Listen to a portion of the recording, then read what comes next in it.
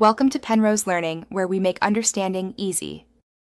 You start by lifting the car and securing it on jack stands. Never work on a flat jack only. Once up, remove the wheel to access the sway bar link. You should identify whether the link uses studs, nuts, or an internal hex. This determines sockets and tools. Next, spray penetrating oil on the mounting nuts and give them a short soak.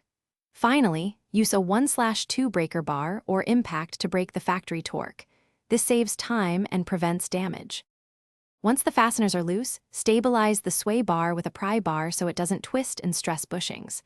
Remove the lower fastener first, then the upper, holding the stud with an internal hex or wrench to avoid spinning. Pull the old link free. Sometimes a few taps with a hammer free a stubborn ball joint. Before installing, compare the new link to the old. Match length, bushing direction, and check for a grease fitting. Make sure seals and hardware are correct for torque specs. You install the new sway bar link by hand first to ensure threads align and bushings sit flush, then tighten to the manufacturer's torque using a calibrated torque wrench. Once torqued, reinstall the wheel and lower the vehicle. Torque lug nuts to spec in a star pattern. After lowering, do a slow road test with a few turns and bumps to confirm no clunks or binding.